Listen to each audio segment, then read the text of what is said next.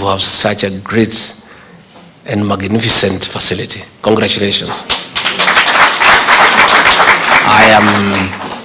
I'm very impressed. The buildings and the facilities are very well kept, and there seems to be a lot of order.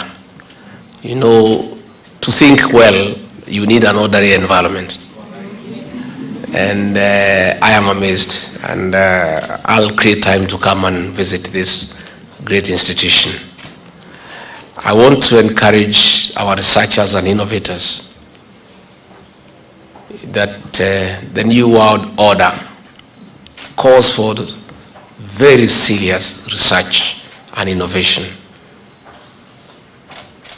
Those of us who don't want to research and keep up with the times will be left behind to the archaic age. We must move with the times. The world now is a global village. Technology is the in thing. The tech industry is the in thing. And for those of us who won't remain behind, you'll be out of touch with the reality. I want to encourage our pharmacists to also go out the extra mile and invest in establishing pharmaceuticals industries in this country.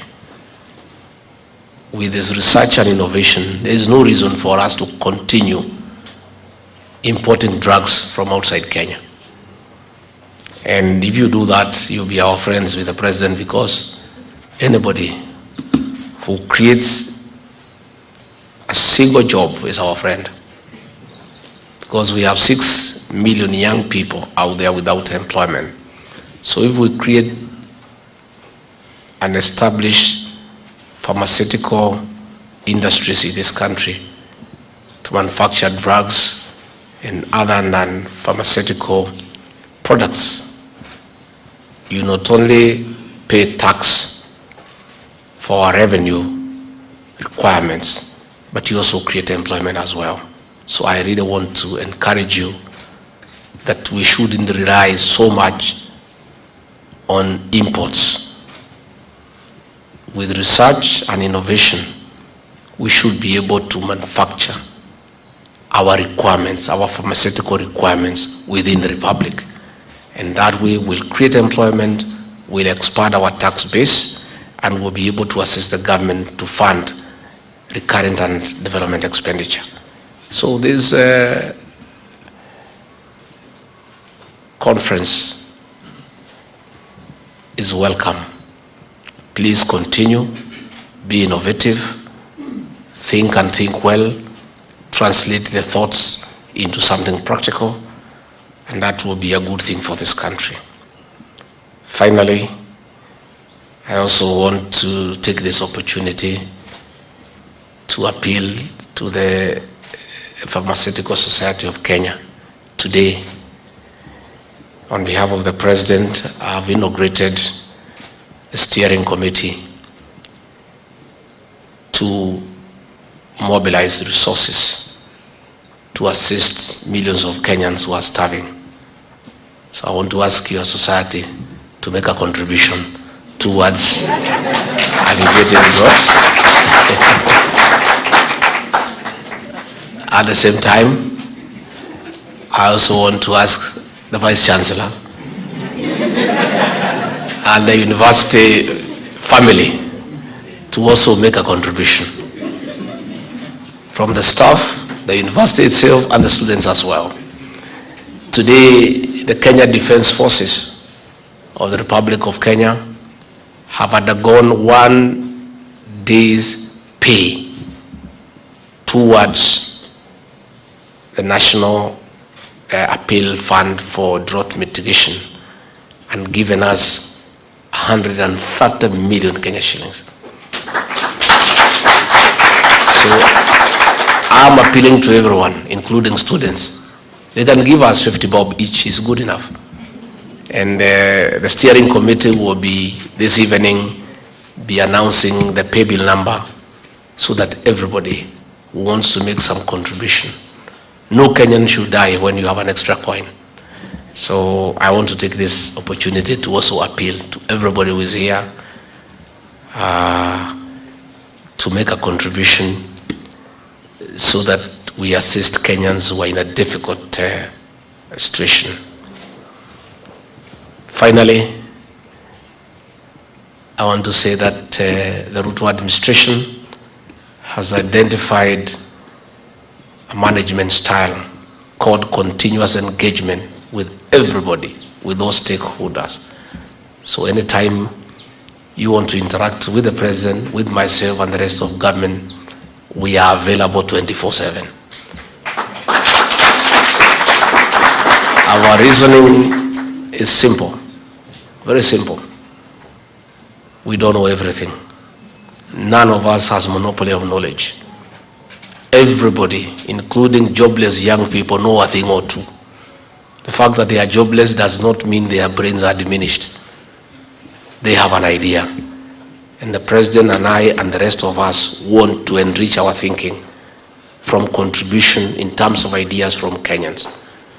The president has said again and again that he has good ideas, but a good idea must give way to a better idea, and a better idea ultimately will give way to the best idea.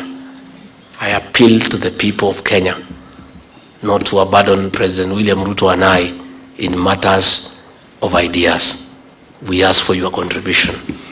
Where you think you can make a difference as a Kenyan, where you think you can enrich the thinking of the president on how to improve lives, how to improve the quality of life, please don't hesitate. That is why in matters of education, the president has established the Presidential Working Party on educational reforms. That team of eminent professionals and educationists has gone around the country and received memoranda and ideas on how we can improve our educational system. Never shy away from making a contribution. Whatever you know can help this country. With those many remarks, thank you very much. May God bless you and bless you abundantly.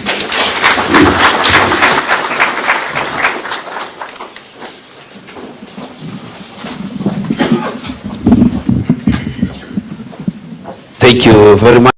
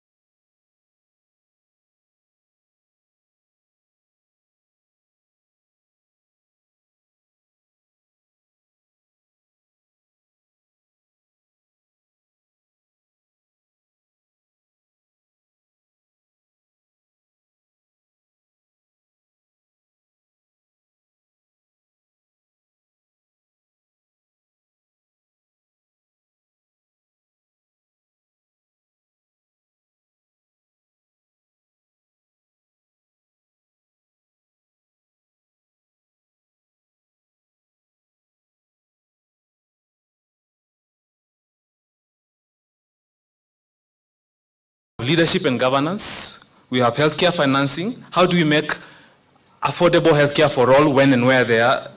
The health workforce, mapping them to access the public where they are. So are you innovating around that? And defining one quality. It's one patient and we want to define one quality. The patient in Mararal, where I first worked as a district pharmacist, should be able to access the same quality as a patient in Aga Khan. Safety as well, information and research and service delivery.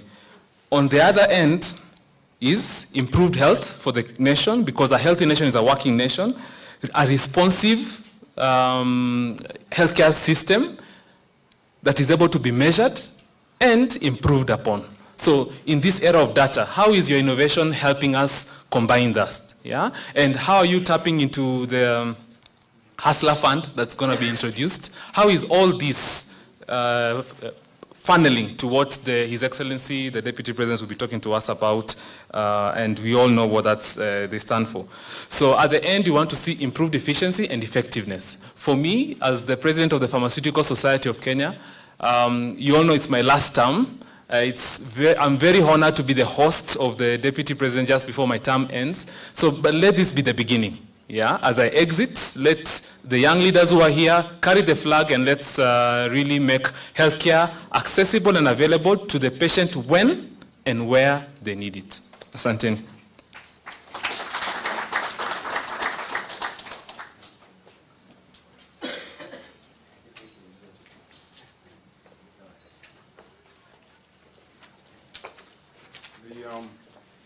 Your Excellency, Deputy President, and all invited guests, ladies and gentlemen, my job here is very simple. It's to invite our Vice Chancellor, Professor Maggie Ensign, to give our remarks. Thank you.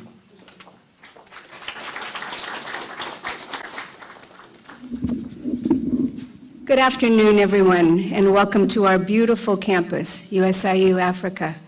We're so honored to have our guests with us today, the Deputy President of the Republic of Kenya, the Honorable Jeffrey Rigathi Gachagua, I hope I pronounced that correctly, the Governor, Honorable Muthomi Juka, the Principal Secretary from the Ministry of Education, Ambassador Simon Nabu Kwesi, the Ministry of Health, Health Product and Technology Director, Dr. Nancy Jeru, the President of the Pharmaceutical Society of Kenya, Dr. Louis Mashogo, the Chairman of our Board of Trustees, Dr. Kevin Desai, and the Dean of our School of Pharmacy and Health Sciences. Welcome to all of our honored guests.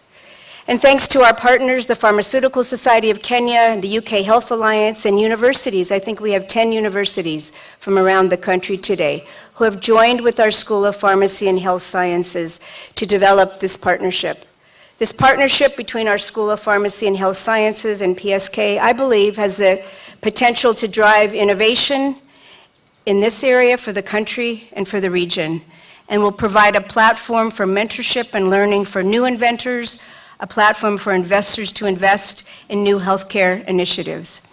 But let me welcome you to our campus, a global university with innovative programs, not only in pharmacy and health sciences, but transformative programs in digital technology, in business and entrepreneurship, and many others. With an innovation center that incubates ideas from students, as well as a center of excellence in pharmaceutical innovation. As I was saying, Deputy President, we have students from 74 countries, including many refugees and students with disabilities. With funding from the MasterCard Foundation, we've been able to bring students who normally wouldn't be able to attend a university like this, and we're very proud of this.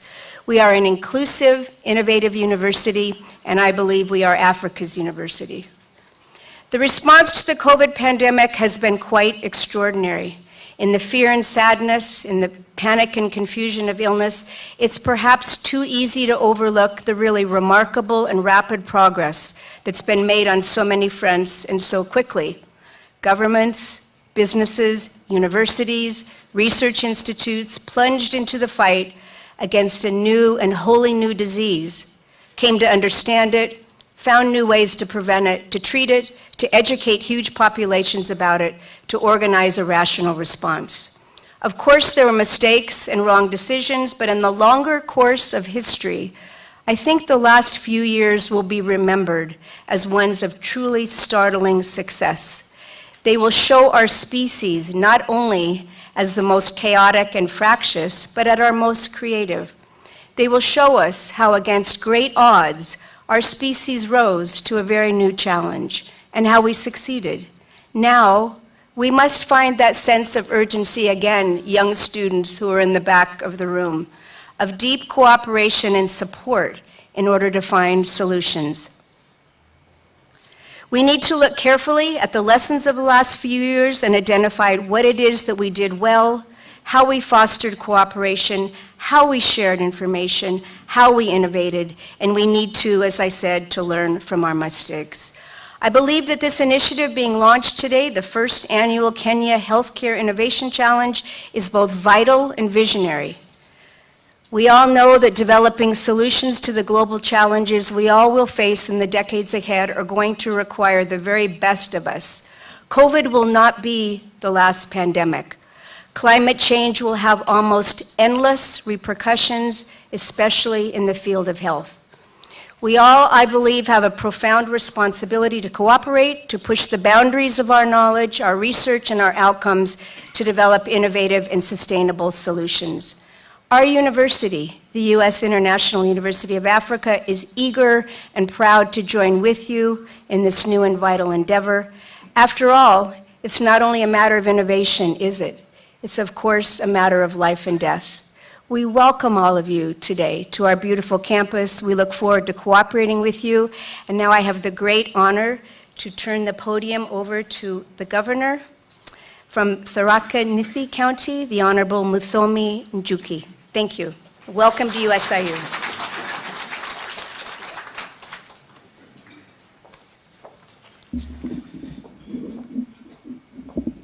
Thank you very much, Your Excellency, the Deputy President of the Republic of Kenya, Honorable Rigathi, the VC for the University of USIU. In the interest of time or the protocols observed, I am not here in my capacity as the Governor of Tharaka Nithi. I am here to represent the Council of Governors. I serve in the Committee of Health as a chair, and therefore we felt that we should be here with you and ensure that we walk this journey of innovation together. Your Excellency, there are three things that we are sure of in life. One of them, when you are living, you are sure that you'll pay tax. The second one is you're sure you'll die. And the third one is change, which is usually inevitable. If you're in this life, always expect change. And those who are usually not prepared for change usually get a root shock in their lives. And therefore, innovation is one way of dealing with change in every space that is normally occupied in this universe. Innovation is as old as history itself of life.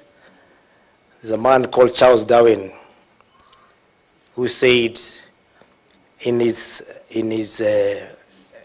innovation or in his discovery that those who do not adapt to change usually perish, and that is why we came up with the survival for the fittest. And I'm very happy to see that in the world and the space of science, especially in medicine, that innovations are continually taking place and is usually necessitated by challenges that we face through. The period that we've just gone through of COVID, there are a lot of innovations that took place, but most of them are not documented to date because were necessitated by that change. And now that COVID is longer there, people have gone back to their comfort zones, and they will only be awakened again by another epidemic. I am happy on behalf of the Council of Governors to be here today to witness young innovators in the field of medicine who are not only working tirelessly to ensure that we have progressive space in medicine, but they're also making sure that innovations usually they are carried on to become real solutions to the problems that we have today. As a Council of Governors, we do have innovations that are taking place in our counties.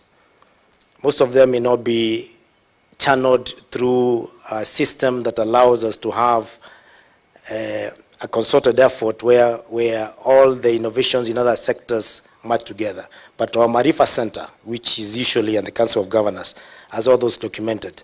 So our hope and our request today is that as we start this first program of recognizing those innovators, let's find a way of ensuring that we have coordinated programs that culminate to a national recognition of all innovators in all sectors, whether in the counties, whether in the village, in the constituency levels, in the pharmaceutical industry, in the university like we are today, so that we do not leave that very critical innovation that was done in an environment that is not privileged to be serviced by probably a chain that usually requires recognition like the university. And that way, we will not be able to leave anyone behind. As a Council of Governors, we are aware that most governments put a lot of money in health, but there are very few, if any, that have done any investment in R&D, in the research department. And therefore, well, all the money goes to solving the problems that are there. No one is putting money in ensuring that we have research to ensure that we have solutions to the future.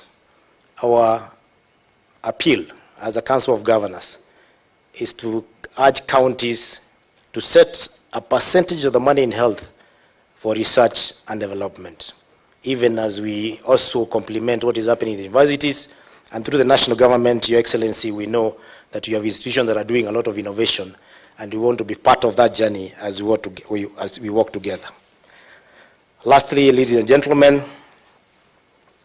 we are very much aware of what is happening in our education sector today, where the education system, as we debate the current system, which we are not very sure whether it will be approved by Kenyans, which is competence-based curriculum, that we need to ensure that we also create space in our institutions for innovation, not just in the university level, but right down there from the secondary schools, which of course is already happening through the science, the usual, what we normally call the science competitions. But in our other institutions like the polytechnics that are usually funded by the the county governments, basically the TVETs, let us have incubation centers,